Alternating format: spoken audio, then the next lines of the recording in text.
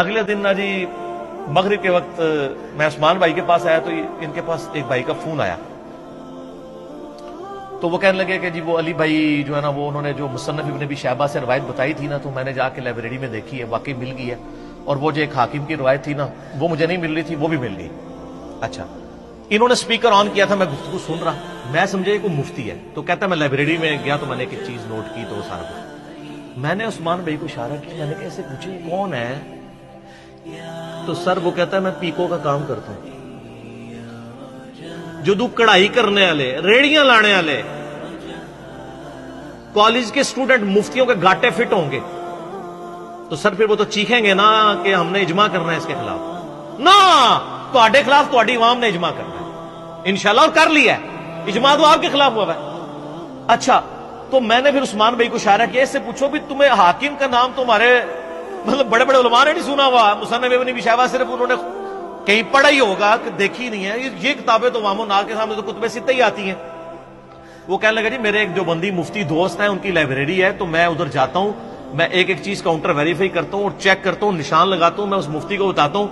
تو کہتا ہے میں نے پھر انہوں نے بتایا علمی ایک لطیفہ، انہوں نے کہا کہ مفتی کہتا ہے یار یہ تو جو یہ تجھے کون بتاتا ہے، تو اس نے کہا کہ وہ میں انجینئر صاحب کو سنوں، کہتا وہ تو مرتد ہے، استغفر، سیدھا انہوں ایک منٹ میرے سامنے بٹھا، وہ ایک منٹ نہیں کٹ سکتا، وہ کہتا انہوں چھاڑ دے تو میرے سامنے نہیں ایک منٹ بیٹھ سکتا، نا پرانیاں گلاں، پرانے فرقے، پرانے بزرگ، یہ پرانیاں گلاں نے، اس زمانے جاہلیت میں ہوتا تھا۔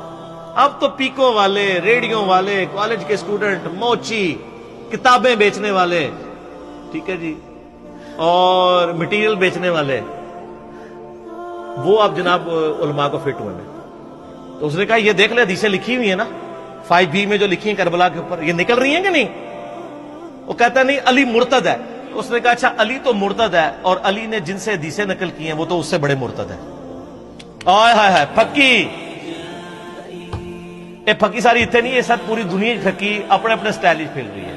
اسی لیے ہم نے کوئی فرقہ نہیں بنایا، کوئی جماعت لانچ نہیں کی۔ مجھے بڑے لوگ ابھی مشورے دیتے ہیں کہ جی وہ ایک پلیٹ فارم سے آواز پوری دنیا میں بلند ہونی چاہیے، ایک ٹویٹر اکاؤنٹ ہو۔ میں نے کہا نہ، ہر گلی میں انجینئر الگ ہونا چاہیے، ہر ملک کا انجینئر الگ ہونا چاہیے، ہر گاؤں کا انجینئر الگ ہو، وہ اپنے اپنے حلقہ اثر میں دعوت و تبلیغ کا کام کرے۔ اگر ایک پلیٹ فارم کے نیچے کریں گے تو وہ بت کھڑا ہوگا۔ ایک شخص ایسا ہے جس کے اوپر ہم اکٹھے ہو سکتے ہیں، وہ صرف نبی علیہ السلام کی ذات ہے، ما ضل صاحبکم وما غوا۔ تو آپ پوری امت کو امام اعظم محمد رسول اللہ صلی اللہ علیہ وآلہ وسلم کی ذات کے اوپر اکٹھا کریں، بجائے آپ یہ کرنے کے کہ آپ انجینئر صاحب کے اوپر کریں۔ اس لیے ہم کوئی مدرسہ یہ کام نہیں کرتے، انہی مشتوں میں رہیں، اور یہ بڑی برکت ہے۔ ہمارے محلے میں ایک جو بندیوں کی مسجد ہے، مجھے یاد ہے جب میں نیا ریورٹ ہوا نماز شروع کی تو مجھے وہ وہاں کے عالم صاحب نے نا بازو سے پکڑ کے نا مسجد سے نکال دیا۔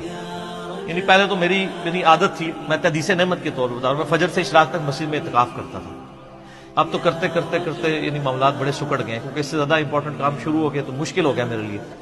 تو پھر میں نماز پڑھ کے نکل آتا تھا، تو بلکہ وہ میں تو آمین زیادہ اونچی بھی نہیں کہتا ہوں، میں درمیانی آمین جو سنت ہے وہ پھر بھی ان کو چپتی تھی، تو ادھر جا کے پڑھا کر یہ وہ، میں چپ کر کے سنتا رہتا تھا، میں نے مسجد نہیں چھوڑی، ٹھیک ہے۔ اس کی برکت میں آپ کو بتاؤں کیا ظاہر ہوئی ہے، یہ تو چاہتے ہیں آپ مسجدیں چھوڑ دیں۔ آج 15-20 بندے رفع الیدین کرتے ہیں، آمین کہتے ہیں، مسجد گونجتی ہے، مفتی صاحب کو کوئی وٹ نہیں چڑھتا۔ لیکن اگر میں اس وقت ایک چلا جاتا تو وہاں یہ دعوت، اس لیے میں کہتا ہوں جہاں ہیں وہاں لگے رہیں، یہ آپ کے بھائی ہیں، آپ ان تک بات پہنچائیں، پھر آپ کو اللہ تعالیٰ خود بخود ساتھی دے گا۔ پھر انہوں نے محنت کی، یار آپ لوگ ہمیں غلط بھی سمجھتے ہو، ہمارے پیچھے نمازیں کیوں پڑھتے ہو؟ تو ہمارے ایک بھائی جو لکڑی کا کام کرتے ہیں، وہ مفتی نہیں ہے، ان کا مفتی صاحب بات یہ ہے کہ المصنف ابن ابی شیبہ میں موجود ہے۔ آئے ہائے ہائے، سر لکڑ والے نے کہنا سی المصنف ابن ابی شیبہ میں موجود ہے، تو آڑے مولویوں نے بخاری مسلم نہیں پوری پڑھی کہ جی عبداللہ بن عمر کہتے ہیں جب تک خوارج کی مسجدوں سے حی علی الصلاح حی علی الفلاح کی آوازیں آئیں گی، ہم ان کی اذانوں کا جواب بھی دیں گے، ان کے پیچھے نماز بھی پڑھیں گے، جب تک ہمیں السلام علیکم کہیں گے ہم وعلیکم السلام بھی کہیں گے، لیکن جب یہ ہمیں کہیں گے نا کہ اپنے بھائیوں کو قتل کرو تو پھر ہم ان کا بات نہیں مانیں گے۔ تو انہوں نے کہا عبداللہ بن عمر تو کہہ رہے ہیں کہ حی علی الصلاح حی علی الفلاح جہاں سے آواز آئے نماز پڑھو، تو اگر آپ چاہتے ہیں کہ ہم آپ کی اس دیوبندیوں کی مسجد میں نماز نہ پڑھیں، چونکہ وہ خود بھی پوری زندگی دیوبندی رہے، ان کے والد صاحب بھی، تو وہ ریورٹ ہوئے تھے. تو آپ حی علی الصلاح حی علی الفلاح زان میں سے ختم کروا دیں تو ہم نہیں آئیں گے. وہ کہتے یار کنہاں نال بات پے گی ساڈی. سر دنیا میں آپ نے ایسی زبردستی محبت کرنے والے لوگ دیکھے ہوں گے جو اختلاف رائے کے باوجود کہیں کہ پیچھے اس امام کے. سر یہ ہے چینج، یہ ہے تبدیلی.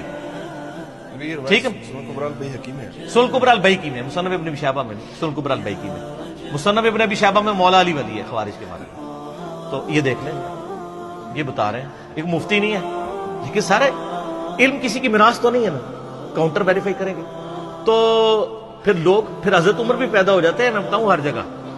ایک دن میں فجر کے وقت آیا نا، تو فجر کی نماز شروع ہونے لگی نا، تو ایک وہاں کے ملک صاحب بڑے تھے، 6-6.5 فٹ قد، یہ ان کی جان. اور وہاں ہر علاقے میں ذرا مال والے بھی اور روب والے لوگ بھی ہوتے ہیں نا. اسی دیوبندیوں کی مسجد میں جس کے مفتی نے مجھے نکالا تھا، نماز میں نیت کرنے لگا، مجھے کہتا ہے آج میں بھی آمین کہنی ہے. تو دبا کے اچھی آمین کہنی ہے. لیکن میں تو ذرا جذباتی نہیں ہوتا، میں نے تو اتنی کہنی تھی نا جتنی کہنی تھی. ہوا کیا کہ جب وہ امام نے قرات شروع کی نا، تو امام جب پہنچا نا غیر المغضوب علیہم، ابھی ولضالین اس نے کہا نہیں تھا، تو اس نے کہا آمین. اچھا ظاہر بیچارہ پہلی بار کہہ رہا تھا، وہ تو اس نیت سے کھڑا تھا کہ آج میں نے آمین اونچی کہنی. جب اس نے آمین کا، امام صاحب قرات ہی بھول گئے. انہوں نے پہلی سورت شروع کی لی لا فی قریش، وہ بھول گئے. پھر انہوں نے الم تری کیف فعل، وہ بھول گئے. گھبرا گئے. سر ان مولویوں نے کبھی سوچا تھا کہ ہمیں بھی کوئی چیلنج کرے گا اس سسٹم کو؟ یہ تو بڑے بڑے بدماش بن کے بیٹھے ہوئے تھے، یہ ان کے قلعے تھے، ان کو کون للکار سکتا تھا؟ اچھا جی، دوسری رکعت میں بھی اس نے بڑی مشکل سے، اور اس واز بالکل بیٹھ گئی جیسے وہ مردہ ہو گیا، بالکل قرات بھی بھول گیا. الحمدللہ رب العالمین الرحمن، اس طرح اس نے قرات کی. اچھا یار جیسے کو ہارٹ فیل ہو جاتا ہے، کسی کو ہارٹ اٹیک ہو جاتا ہے. اچھا اب میں نے کہا یا اللہ مارے گا، آج میری شامت آ جانی ہے. سلام پھیر کے نا جب فارغ ہوئے نا، تو میں نے کہا یہ اس مفتی نے تو آج بہت بڑی تقریر کرنی ہے. جیسے ہی اس نے سلام پھیرا نا، وہ بندہ دوسری صاحب میرے ساتھ کھڑا تھا نا، وہ پرنا ایک ساتھ اپنا تولیہ بھی ساتھ لے کے آتا ہے. اس نے تولیہ ایسے ادھر رکھا، سلام پھیرتے ہی نا ایسے کر کے کھڑا ہو گیا، مولوی کی طرف منہ دیکھ کے.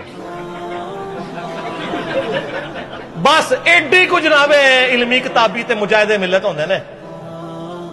وہ کوئی غریب آدمی نہیں تھا، وہ ملک تھا وہاں کا. اس نے اشارہ بھی کیا بول، تو نہ پھر وہ حدیث بول سکیا نہ کوئی گل، چپ ہی کر گیا. اس نے ٹاپک ہی نہیں ڈسکس کیا. وہ دن آج کا دن مسئلہ فتنہ ختم ہو گیا.